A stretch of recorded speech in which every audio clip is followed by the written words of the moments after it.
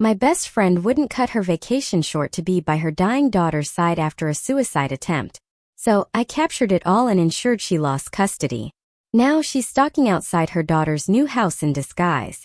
Can you imagine having your best friend betray you so profoundly that she'd rather choose a beach vacation over her own dying daughter?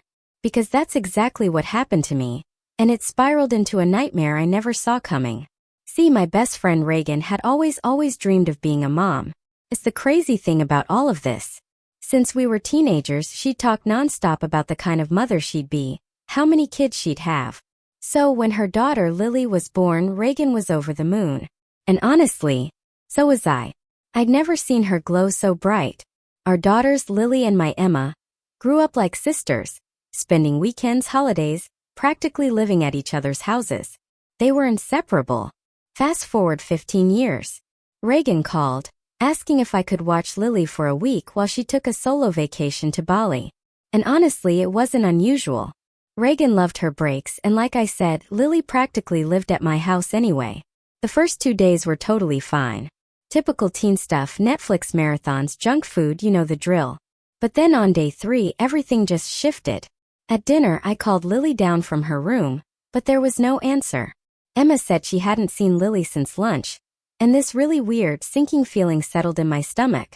I walked upstairs, knocked on her door, but still nothing. I tried the handle locked. Lily never locked her door. Something was seriously off. My heart started pounding against my ribs as I grabbed the spare key from the hallway drawer. The lock clicked, and I pushed the door open. Lily was lying on her bed, barely breathing, surrounded by a chilling ring of empty medicine bottles and a folded note. My vision blurred.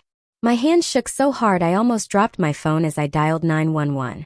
Emma appeared behind me, frozen, tears streaming down her face, asking, "What's happening, Mom?" But I couldn't find the words. The world just spun. Everything happened so fast after that. Sirens. EMTs asking frantic questions. I was trying to text a neighbor to watch Emma, my fingers fumbling. In the ambulance on the way to the hospital, I finally called Reagan. She was still at the resort. Through choking sobs, I managed to tell her what had happened, my voice breaking with every word. And her response? It's burned into my memory forever. Instead of sounding even remotely worried, Reagan hesitated. Then she said, "Is it really that serious? Maybe she just wanted attention." My stomach dropped like a stone. My head spun in disbelief. I couldn't process it. At the hospital, the doctor explained Lily needed her stomach pumped. My heart clenched. I texted Reagan immediately, thinking, surely now she'll understand how serious this is. Surely now she'll come home. But Reagan's next message? It literally knocked the wind out of me. It read, "Changing flights is $200. It's expensive. Plus, you don't have to go to the hospital every day. That's literally what nurses are for." I stared at my phone, my blood boiling. A scream was building in my throat, but I forced it down. Lily needed me more than Reagan's drama right now. I took off work, used every vacation day I had, and spent 3 straight nights in that uncomfortable hospital chair beside Lily's bed. One night she just opened up. She whispered that she thought Reagan didn't love her anymore. She asked me, "Why isn't my mom coming back for me?" I didn't know how to respond. My heart shattered into 1,000 pieces for her. I just hugged her, trying to absorb some of her pain, feeling this hot wave of anger in my chest. Throughout all this, I sent Reagan constant updates, photos, texts. But each response I got back was shorter, colder, dismissive. Meanwhile, she was posting beach selfies, captioning them, "Living my best life." That's when it hit me. The Reagan I knew, the devoted mom she always claimed to be, had completely vanished. When Lily was finally discharged, I prepared a safe, comforting room for her at my place. I tried countless times to talk to Reagan about the whole situation, to make her understand, but she brushed it off every single time. Reagan finally showed up at my house a full day after landing, deeply tanned and relaxed. She gave Lily this awkward, half-hearted hug, then immediately asked about the luggage she'd left before her vacation. As I started explaining Lily's recovery plan, the therapy, the support she'd need, Reagan's eyes darkened. Her jaw tightened with every word. Then she just snapped. She stood up, her voice rising, accusing me of parenting her child behind her back. She got louder, shouting about me overstepping boundaries and blowing things out of proportion. It was probably just for attention. She spat, her words like venom. That's when I heard it. A choked sob from the hallway. Lily stood there, frozen, tears streaming down her cheeks. Reagan barely glanced at her own daughter. My heart pounded. Are you kidding me? I shouted, my own voice shaking with a rage I barely recognized. I yelled that she chose a beach over her dying daughter. But Reagan just scoffed, rolling her eyes. Teens are dramatic. You should have known better. That was it. I snapped. I unloaded everything. I told her she was selfish, that she'd consistently put herself first, that Lily's life was apparently only worth $200 to her. Reagan's voice dropped, venomous and cold. You don't understand what it's like needing a break from your kids.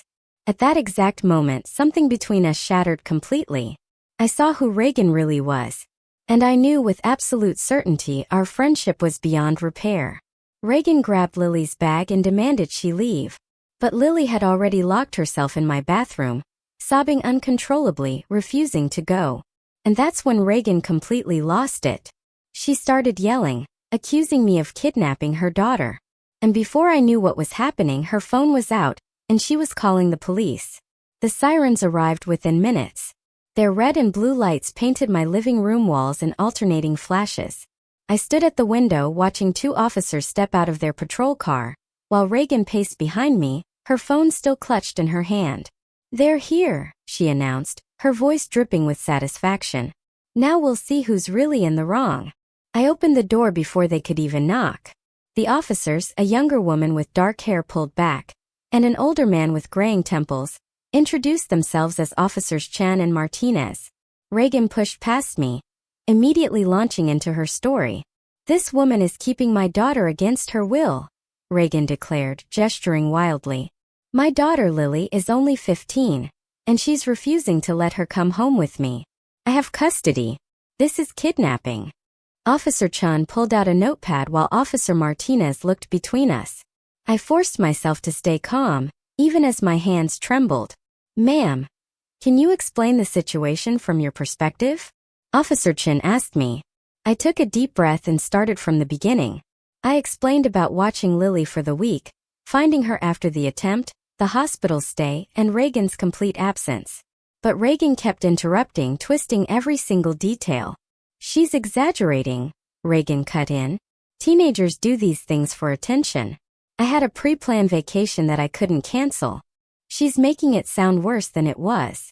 The officers exchanged glances. Officer Martinez walked toward the hallway where Lily had locked herself in the bathroom.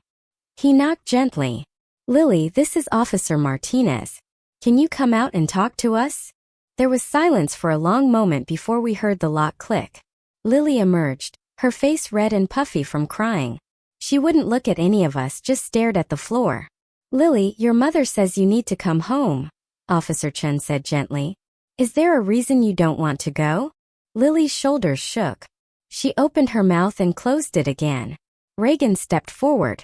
She's been manipulated, Reagan said quickly. This woman has been filling her head with lies about me being a bad mother. Of course she's confused.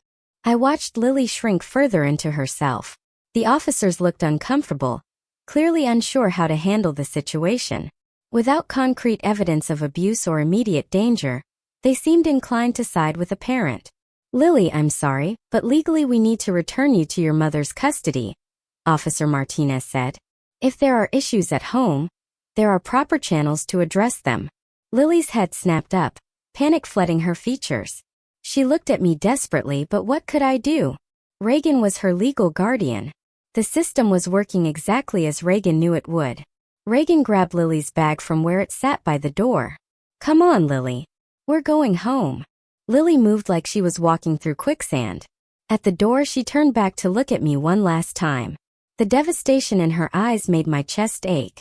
I'll check on you, I called out, but Reagan's sharp laugh cut through the air. I don't think so, she said, a cruel smirk on her face. You've done enough damage. Stay away from my daughter. The officers followed them out, making sure the transfer happened smoothly. I stood in my doorway, watching Reagan practically march Lily to her car. Lily climbed into the passenger seat, her movements mechanical, lifeless. Reagan slammed the door with unnecessary force. As they drove away, Officer Chun lingered on my porch. If you have concerns about the child's welfare, you can contact Child Protective Services, she said quietly. Document everything. I nodded numbly. The house felt eerily quiet without Lily's presence. Emma appeared at my side, having watched everything from the stairs. Mom, is Lily going to be okay? She asked, her voice small trembling. I pulled her into a hug, wishing I had an answer. The next morning my phone buzzed with texts from mutual friends. Reagan had already started her campaign. The messages ranged from confused to outright accusatory. Reagan says you tried to steal her daughter. What's this about you refusing to let Lily go home? I can't believe you would overstep like that. I stared at my phone in disbelief. Reagan had twisted the entire story, painting herself as the victim and me as some obsessed woman trying to steal her child. I tried calling a few friends to explain, to give them my side, but they'd already heard Reagan's version first. Some listened politely, but remained skeptical. Others didn't answer at all. At work I struggled to focus. Every time my phone buzzed I hoped it might be Lily, but it was always another friend, questioning my actions or cutting ties entirely. Reagan had been thorough, meticulously reaching out to everyone in our social circle.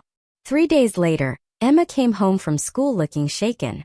She dropped her backpack by the door and slumped onto the couch. What's wrong, honey? I asked, sitting beside her, my heart already tightening. Emma bit her lip. Lily's mom was at school today. My blood ran cold. What do you mean? She was at school. She was waiting by my locker after last period. She said I need to stay away from Lily. That you're a bad influence and you're trying to break up their family. Emma's voice cracked. She said if I try to talk to Lily, she'll make sure we both get in trouble. Rage bubbled up inside me. Reagan was now targeting my daughter, trying to isolate Lily even from her closest friend. I grabbed my phone to call the school, but Emma stopped me. Mom, please. It'll just make things worse. She added quietly, Lily wasn't even at school today or yesterday. That night I tried calling Lily's phone, but it went straight to voicemail. I sent text after text, but they all showed as undelivered. Reagan had clearly taken her phone or blocked my number. I drove past Reagan's house twice that week, hoping to catch a glimpse of Lily, but the curtains were always drawn. Her car was in the driveway, so I knew they were home, but the house just looked lifeless. Desperate, I remembered Reagan had a mother, Mrs. Patterson, who lived across town. Maybe she could help. I'd always gotten along well with Mrs. Patterson, and surely she'd be concerned about her granddaughter. I called her on a Thursday evening. She answered on the third ring, her voice warm and familiar. Mrs. Patterson, it's me. I need to talk to you about Lily. The warmth vanished instantly. I've already heard all about your behavior, she said coldly. Reagan told me everything. How you tried to turn Lily against her own mother. How you exaggerated a cry for attention into something serious. That's not what happened. I protested, my voice rising in disbelief. Lily was in the hospital for 3 days. She could have died. Reagan said you're obsessed with her family. That you've always been jealous of her having a daughter first. Mrs. Patterson's voice grew harder. I think it's best if you leave my family alone. The line went dead. I sat there, phone in hand, feeling completely helpless. Reagan had poisoned everyone against me, even her own mother. 2 weeks passed with no word from Lily. Emma grew quieter, checking her phone constantly, hoping her friend might find a way to reach out. I'd started documenting everything, keeping a folder of screenshots, text messages, and a detailed timeline of events. But what good would it do if I couldn't even check on Lily?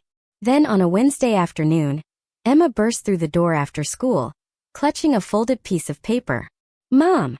Mom! She was breathless, her eyes wide. I found this in my locker.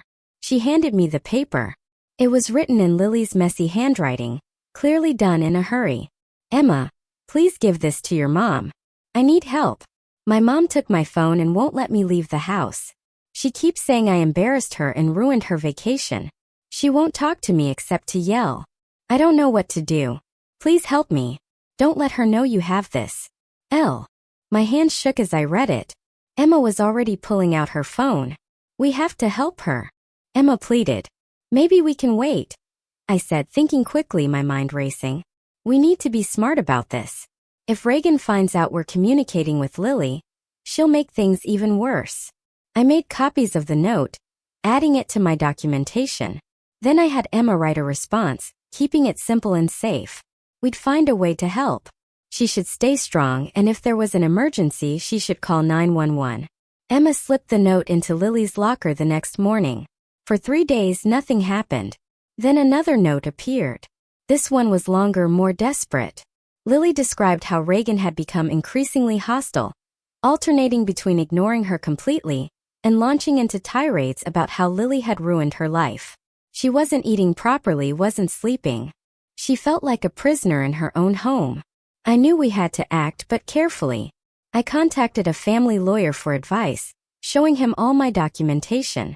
He suggested reaching out to CPS, but warned that without physical abuse, it might not lead anywhere. Emma continued passing notes back and forth. Through them, we learned Reagan had told Lily that I'd abandoned her, that I didn't want her around anymore. The psychological manipulation was heartbreaking. Then Reagan discovered the notes. Emma came home from school on a Friday, white as a sheet. She knows, she whispered, her voice barely audible. Reagan knows about the notes. My phone rang almost immediately. Reagan's number. I answered, bracing myself. You just can't stop, can you? Reagan's voice was low and dangerous. I told you to stay away from my daughter. Reagan, I'm just trying to make sure she's okay. I tried to explain. I'm filing a restraining order. She cut me off, her voice laced with venom. Against you and your daughter. This is harassment.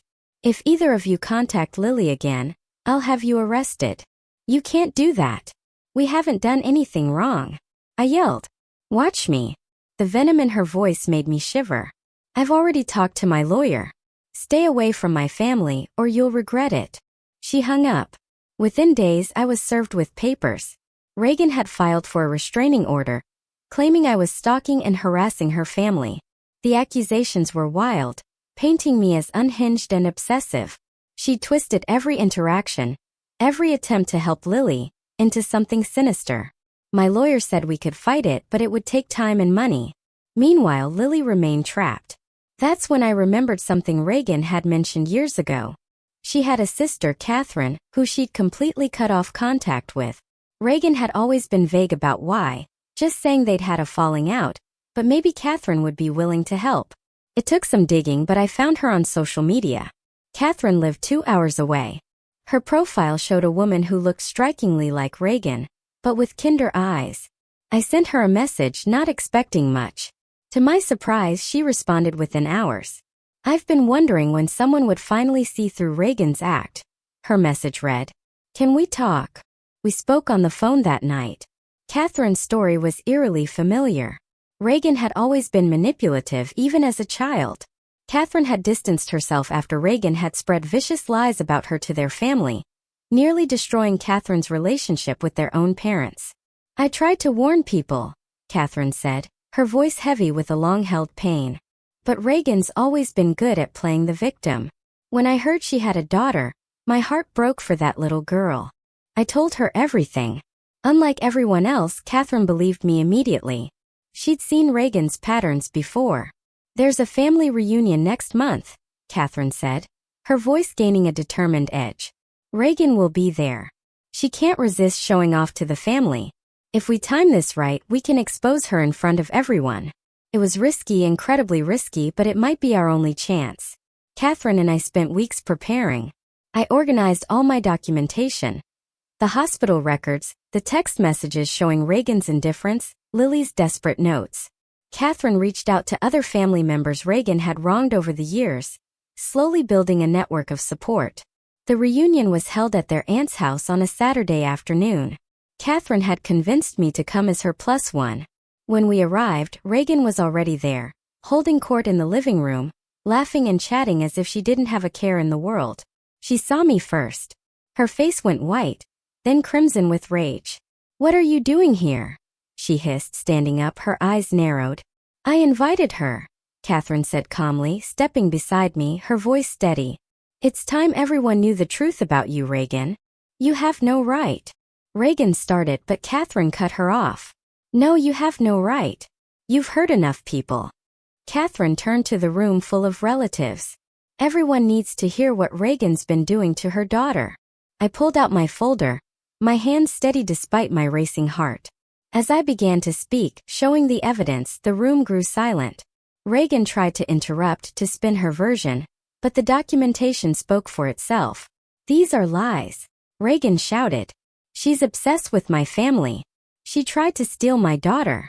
Then explain this, I said, showing the text where she'd said changing flights was too expensive. Or this, showing where she'd called nurses babysitters. Or this, Lily's desperate note. The room erupted. Family members who'd been silent started speaking up, sharing their own experiences with Reagan's lies and manipulation. Her aunt mentioned money that had mysteriously gone missing. A cousin talked about rumors Reagan had spread about her. Reagan's mask finally slipped completely. You're all jealous, she screamed. You've always been jealous of me. And you. She pointed at me. You wanted to steal Lily because you could never be the mother I am. What kind of mother leaves her daughter dying in a hospital to stay on vacation? Catherine asked quietly, her voice cutting through the chaos. She wasn't dying. Reagan shrieked, her face contorted.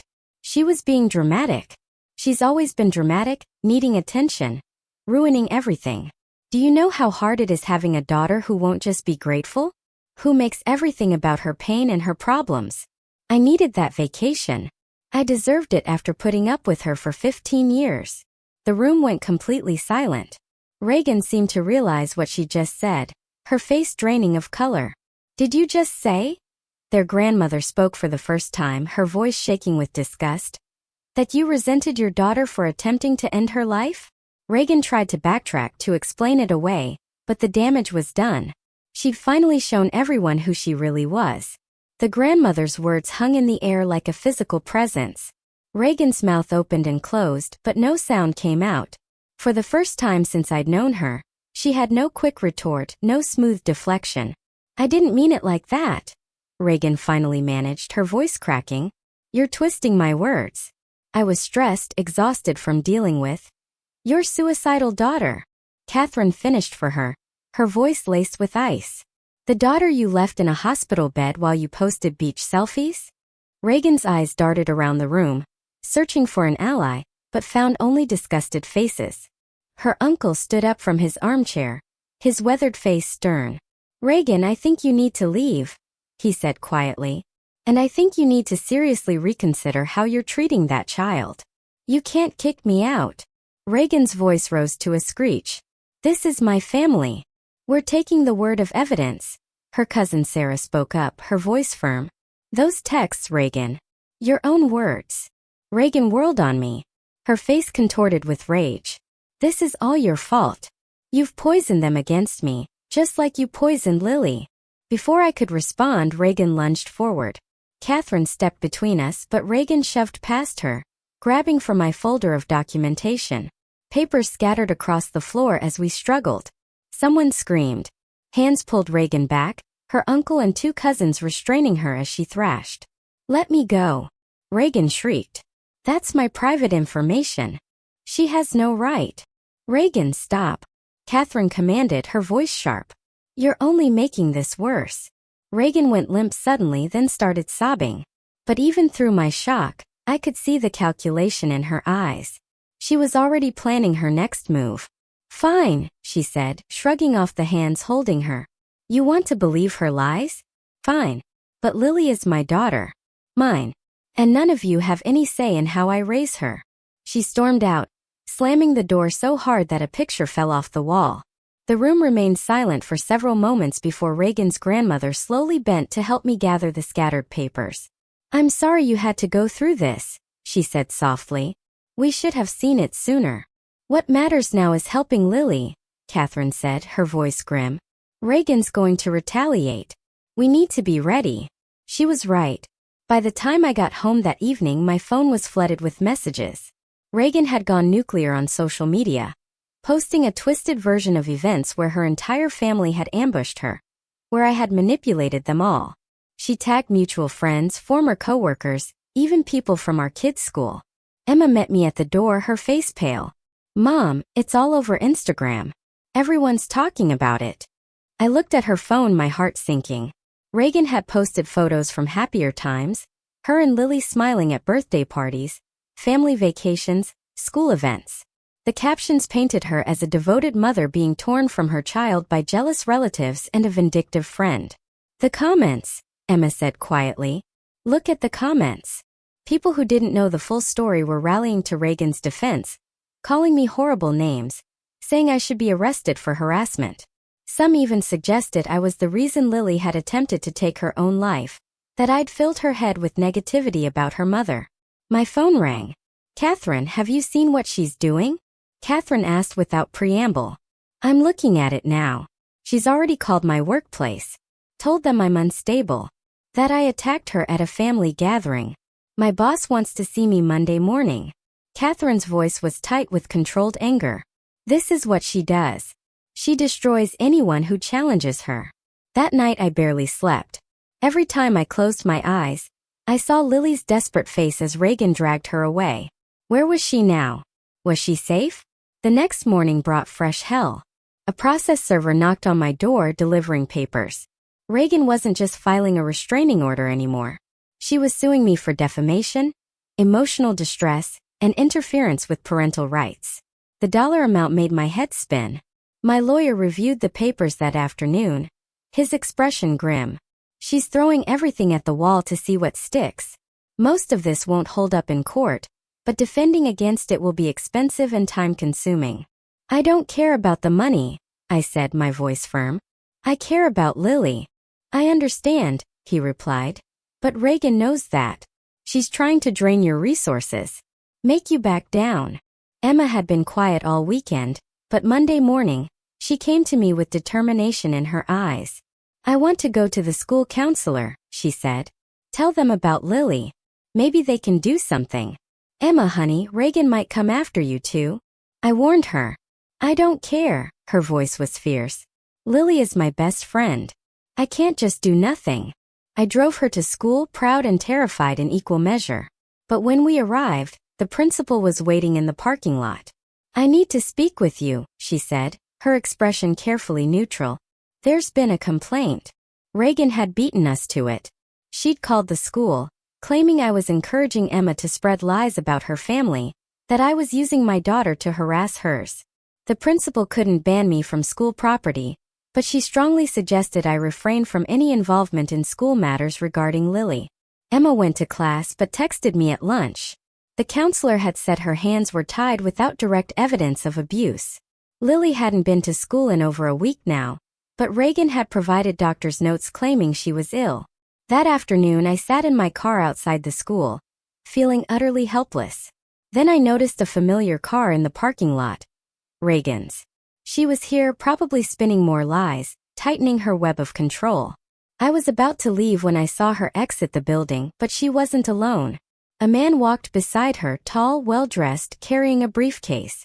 They stopped by her car, talking intently. Reagan gestured animatedly, occasionally dabbing at her eyes with a tissue.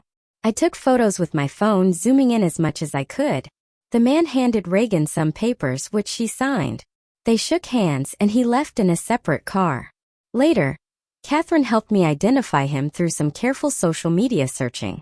He was a high-powered family lawyer known for aggressive custody battles and restraining orders. Reagan was escalating. The next few days blurred together. Reagan's social media campaign continued.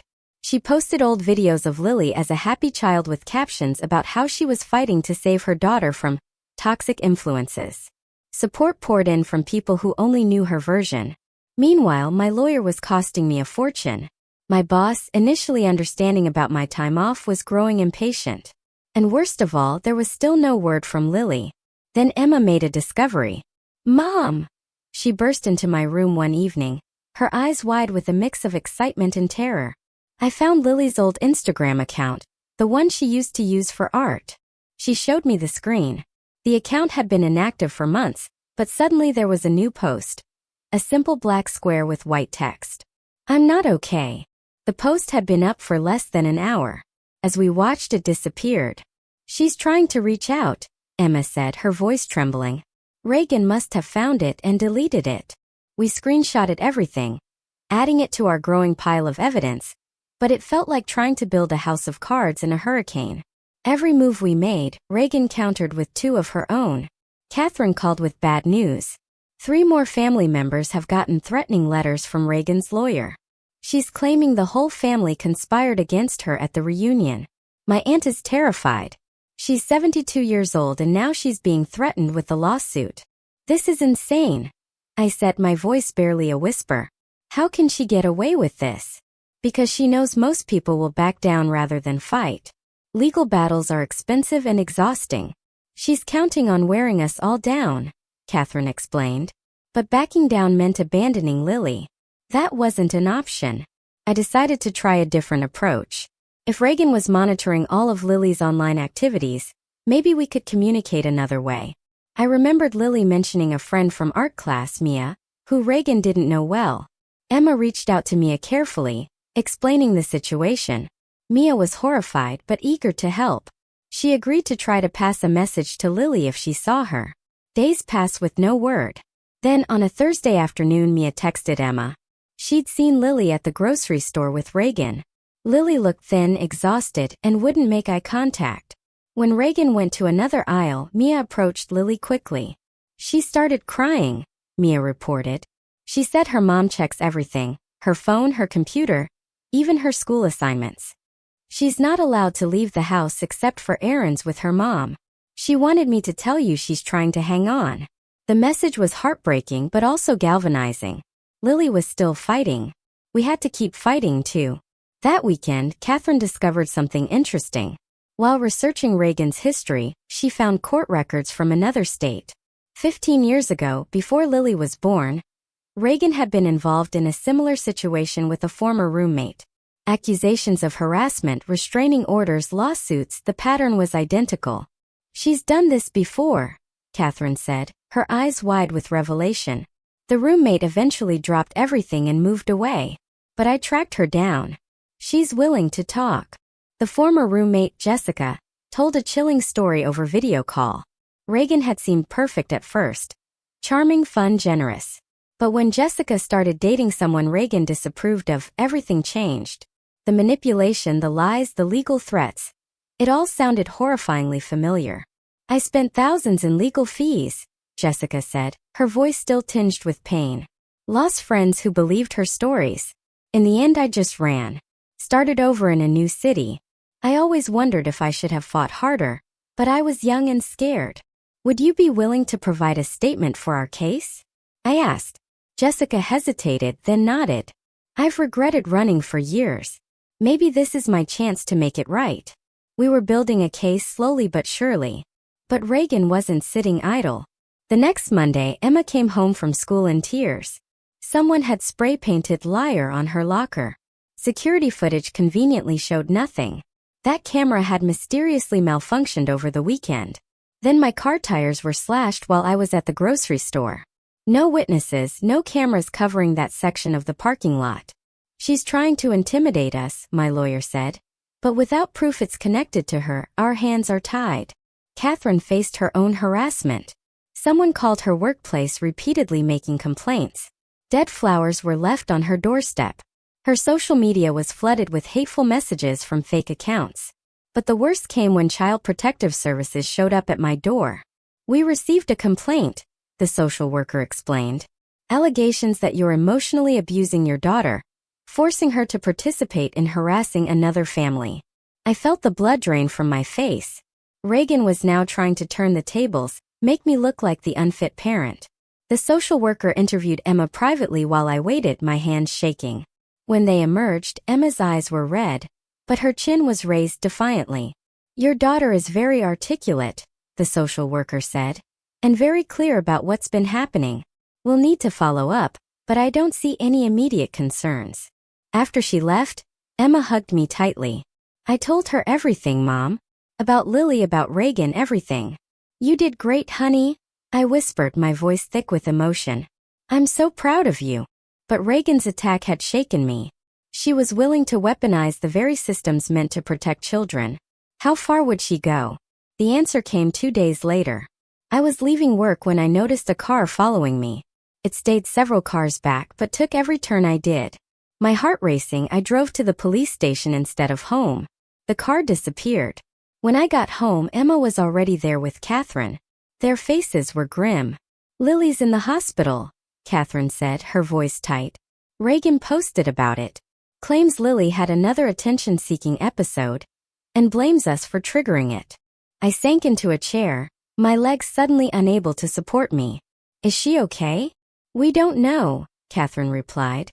"Reagan's posting just enough to get sympathy, but not enough for anyone to know what really happened. We tried calling the hospital, but privacy laws meant they couldn't tell us anything. Reagan had likely made sure we weren't on any authorized contact lists." "We have to do something," Emma said desperately. "We can't just let her keep Lily isolated like this." Catherine's phone buzzed.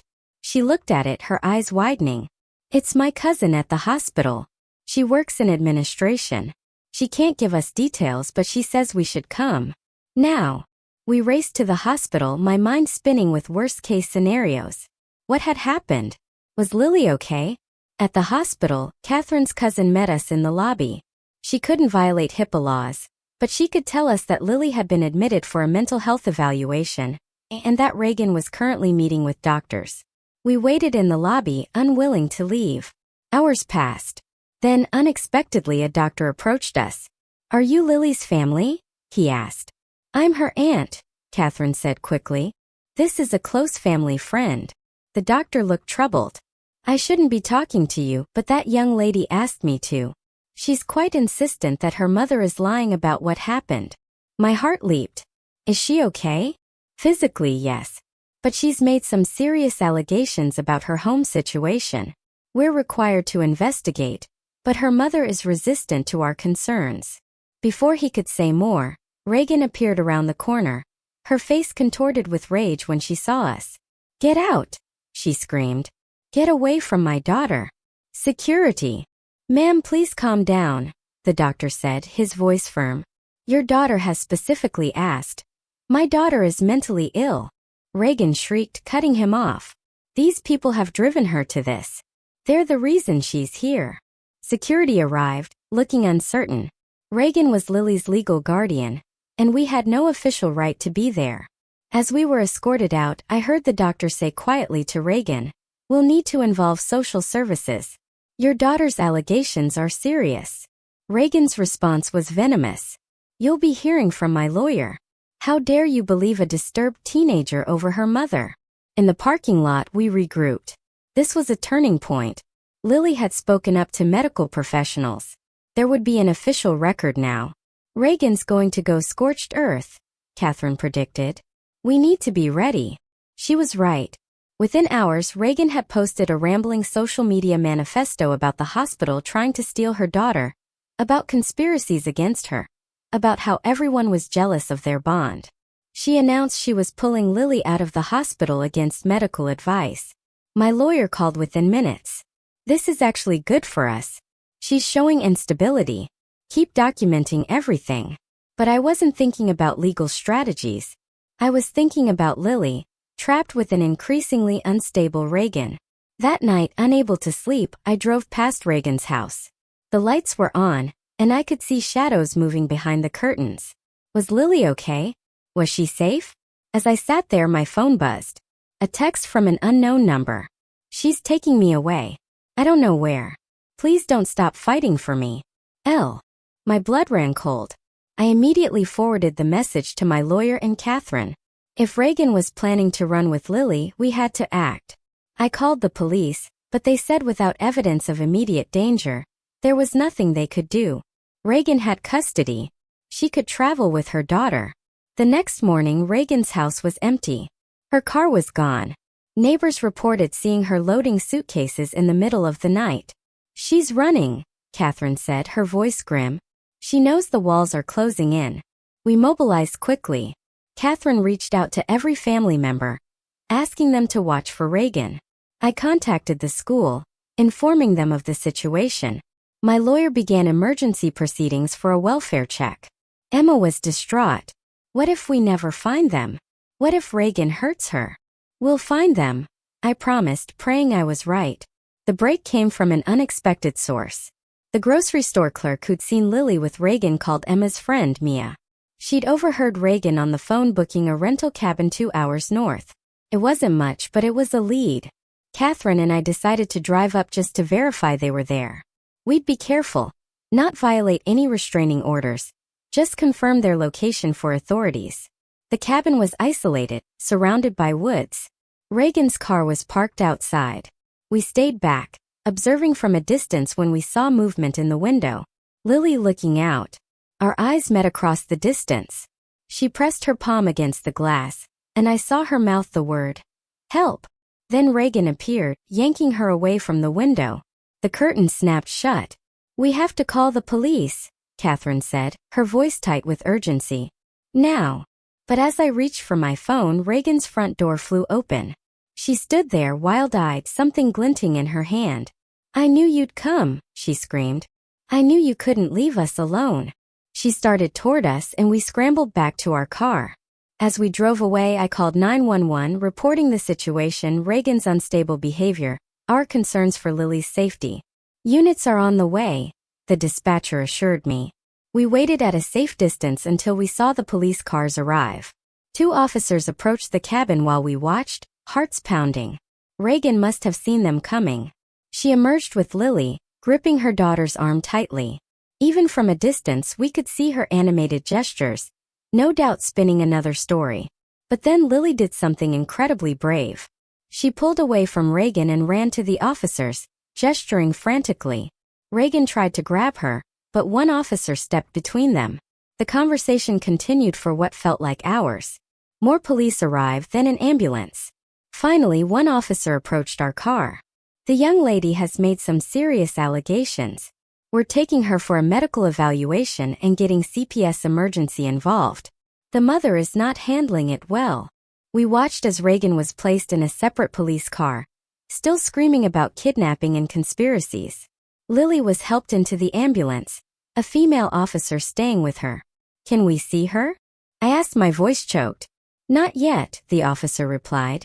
"But she asked me to tell you she's okay. That she's ready to tell the truth about everything." As the emergency vehicles left, Catherine and I sat in stunned silence. It wasn't over. There would be investigations, court battles, more of Reagan's manipulations to face. But for the first time in weeks, Lily was safe from her mother's immediate control. My phone rang. Emma, desperate for news. "She's safe," I told her, my own voice breaking with relief. "Lily's safe." Emma's sobs of relief echoed my own feelings. We'd fought through Reagan's lies, manipulation, and intimidation. We'd faced lawsuits, harassment, and social destruction. But we'd never stopped fighting for Lily. The war wasn't over. Reagan would regroup, find new strategies, new ways to paint herself as the victim. But now Lily had found her voice, and with the truth finally being heard, Reagan's carefully constructed facade was crumbling. As we drove home, I thought about that teenage Reagan who dreamed of being a mother. Somewhere along the way, that dream had twisted into something toxic, possessive, destructive. But her daughter, brave, resilient Lily, had survived it, and we'd make sure she'd never have to face it alone again. The drive back from the cabin felt surreal. Catherine kept checking her rearview mirror, half expecting Reagan to somehow appear behind us. My phone wouldn't stop buzzing. Texts from Emma, my lawyer, even some of the family members from the reunion. We pulled into a gas station to regroup. Catherine filled up while I called my lawyer back. "The police contacted me," he said immediately. "Reagan's in custody for now, but that won't last. She'll make bail within hours. We need to move fast on emergency custody proceedings for Lily." "What are our chances?" I asked, my heart in my throat. "It's better now that Lily's spoken to authorities, but Reagan will fight this with everything she has." Catherine returned to the car, her face grim. "My cousin at the hospital just texted. They're admitting Lily for a 72-hour psychiatric hold. Standard procedure given the circumstances." We drove straight to the hospital. The same doctor from before met us in the lobby, looking relieved to see us. "She's asking for you both," he said. "We can't discuss details, but I can tell you she's been very clear about her experiences. CPS is already involved." A social worker appeared. A different one from the woman who'd visited my house. She introduced herself as Ms. Rodriguez and asked if we could speak privately. Lily's disclosed some concerning information, she said carefully. We're opening an investigation. In the meantime, we need to establish a safety plan for when she's discharged. She can stay with me, I said immediately. Ms. Rodriguez shook her head. Given the restraining order Reagan filed, that's complicated. We're looking at emergency foster placement unless a blood relative can take her. Catherine leaned forward. I'm her aunt. I'll take her. The social worker made notes. We'll need to do a home study. Background checks. It's a process, but given the circumstances, we can expedite it. My phone rang. Emma, frantic. Mom, Reagan's out. She just posted on Instagram. She's saying you and Catherine kidnapped Lily and brainwashed the police. I showed Catherine the post. Reagan had somehow managed to take a selfie at the police station, looking haggard but defiant. The caption was a rambling accusation about corruption, conspiracy, and jealous relatives trying to steal her baby. She's spiraling, Catherine said. This is good for our case, she added. But I worried about what Reagan might do in her desperation. She'd already proven she'd cross any line. We weren't allowed to see Lily that day. Too many protocols, too much paperwork. But the nurse assured us she was stable and had eaten dinner. Small victories. The next morning brought chaos. Reagan had hired a new lawyer. Not the family attorney from before, but someone known for taking controversial cases. He'd already filed motions to have Lily immediately returned to Reagan's custody, claiming kidnapping and conspiracy. My lawyer called an emergency meeting. She's also filed criminal charges against you and Catherine. False imprisonment, conspiracy to kidnap, intentional infliction of emotional distress. It's all nonsense, but we need to respond. Catherine slammed her hand on the table. She can't keep getting away with this. She's not, the lawyer said. Every move she makes is being documented. The judge will see the pattern. That afternoon, Jessica, Reagan's former roommate, flew in from Colorado. She decided to testify in person about Reagan's past behavior. We met at a coffee shop near the courthouse. I've been carrying guilt for 15 years, Jessica said, her voice raw. I knew she'd do this to someone else. I should have fought harder. Warned people. You were young and scared, I said gently. What matters is you're here now. Jessica pulled out a thick folder. I kept everything. Every threatening letter, every legal document, even recordings of her voicemails. My therapist said it might help me process someday. I guess today's that day. Catherine's phone buzzed. A text from her cousin at the hospital. Reagan had shown up, demanding to see Lily. Security had to escort her out when she became belligerent. She's getting more desperate, Catherine said. The emergency custody hearing was scheduled for the next morning. That night I couldn't sleep. Emma stayed up with me, both of us anxious about what would happen. What if the judge believes Reagan? Emma asked, her voice small. We have truth on our side, I said, trying to sound more confident than I felt. The courthouse was packed. Reagan had mobilized her remaining supporters. A handful of people who still believed her version of events. But our side was larger. Catherine's family had shown up in force. Several of Lily's teachers were there. Even Mia and her mother had come to support us. Reagan entered like she was walking a red carpet, dressed impeccably, her new lawyer at her side. She made eye contact with me and smiled coldly. The judge, an older woman with sharp eyes, called the hearing to order. Reagan's lawyer went first, painting a picture of a devoted mother whose mentally ill daughter had been manipulated by jealous relatives and a possessive family friend. Then our lawyer presented our case. The documentation, the text messages, Jessica's testimony about Reagan's past, the hospital records, Lily's own words to the authorities. Reagan couldn't contain herself. She kept interrupting despite her lawyer's desperate attempts to quiet her. When the judge warned her about contempt, Reagan stood up. "This is my daughter," she shouted, her voice shaking with righteous fury. "These people have poisoned her against me. They've always been jealous of our bond." The judge's gavel came down hard. "Miss Reagan, you will control yourself or be removed from this courtroom." But Reagan was beyond control. She pointed at me, her face twisted with rage. She wanted my life. She wanted my daughter. She planned this from the beginning. Security moved toward her. Reagan's lawyer tried to intervene, but she shoved him aside. "Lily is mine," she screamed, her voice cracking. "I gave birth to her. I own her. She doesn't get to choose." The judge ordered Reagan removed. As security escorted her out, she was still screaming about ownership and betrayal. Her lawyer looked defeated. The judge took a recess. When we reconvened, Reagan's chair was empty. Her lawyer made a weak attempt to continue, but the damage was done. "I've reviewed all the evidence," the judge said, her voice firm, "and witnessed Ms. Reagan's behavior firsthand. I'm granting emergency temporary custody to Catherine Patterson, pending a full investigation by Child Protective Services." Relief flooded through me. Catherine grabbed my hand, squeezing tight. Behind us, I heard Emma let out a sob of relief, but the judge wasn't finished. "I'm also lifting the restraining order against you," she said, looking at me directly. "It's clear it was filed in bad faith. However, I want to make it clear. Lily's well-being comes first. Any decisions about her living situation will be made by CPS and her appointed guardian." We left the courthouse in a daze. Reagan was nowhere to be seen, but her car was still in the parking lot. Her lawyer was on his phone looking utterly frustrated. Catherine drove us to the hospital. With the custody order in hand, we were finally allowed to see Lily. She was sitting up in bed drawing in a sketchbook. When she saw us, she dropped everything and ran into Catherine's arms. "Is it over?" she asked, her voice muffled against Catherine's shoulder. "The hearing's over," Catherine said carefully. "You're coming home with me when the doctors say you're ready." Lily pulled back, looking at me.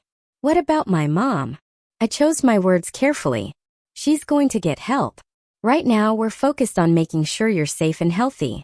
Lily nodded slowly. "She showed up yesterday, told the nurses I was lying about everything.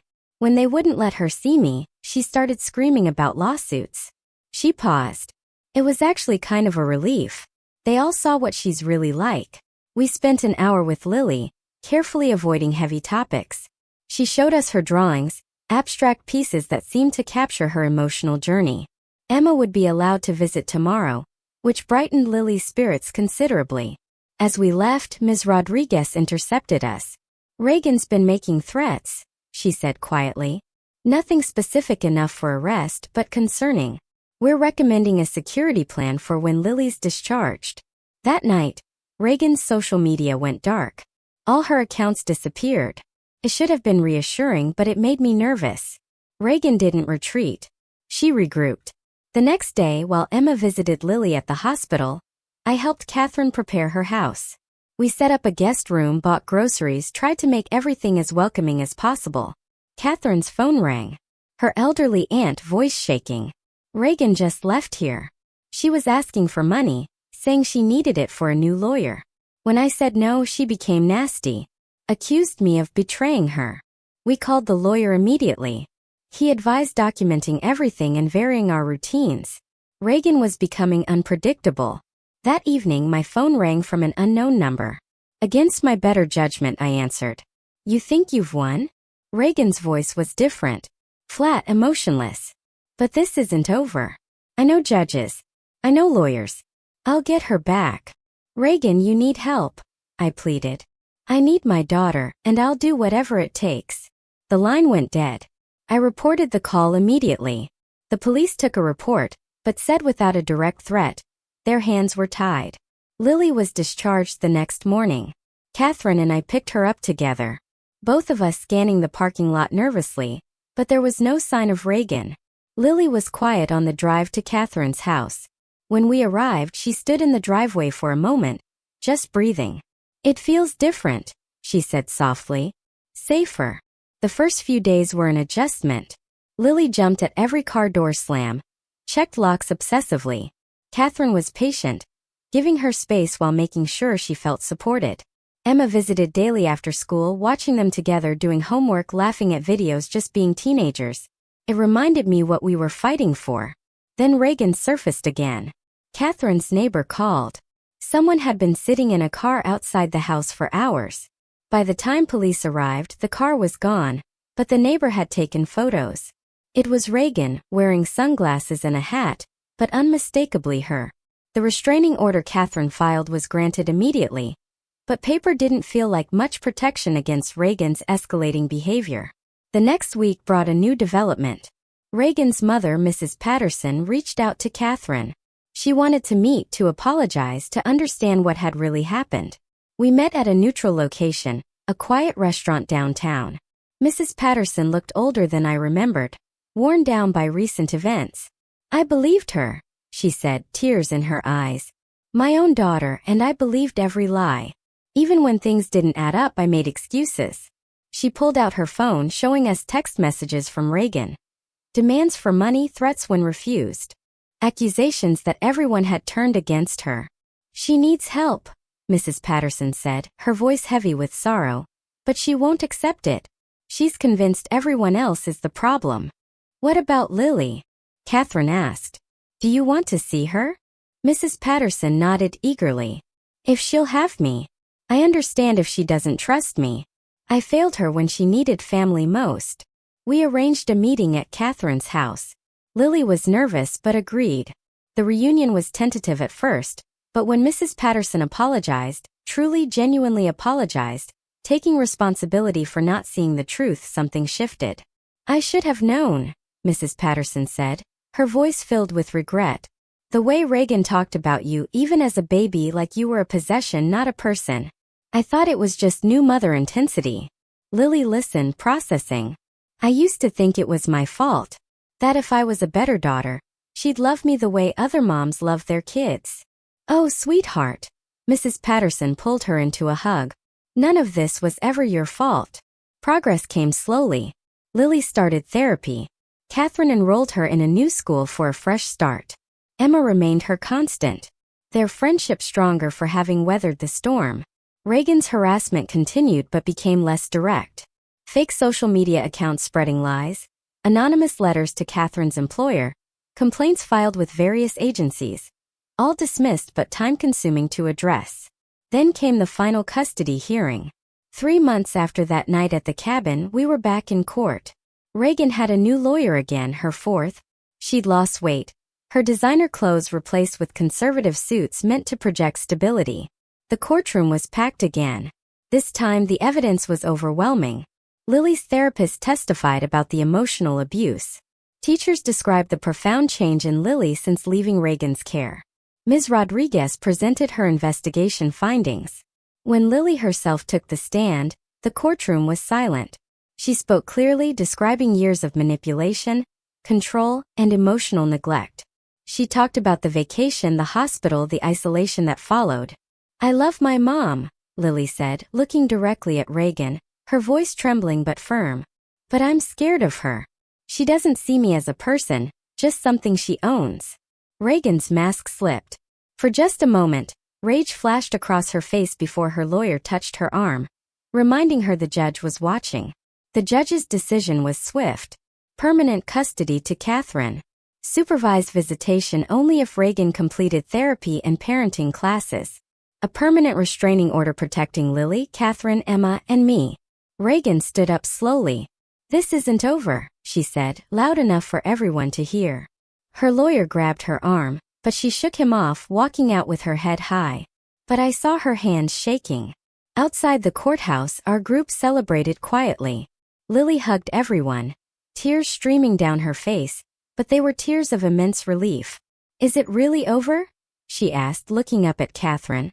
Catherine kissed her forehead. The legal part is. The healing part? That's just beginning. 6 months later, life had found a new rhythm.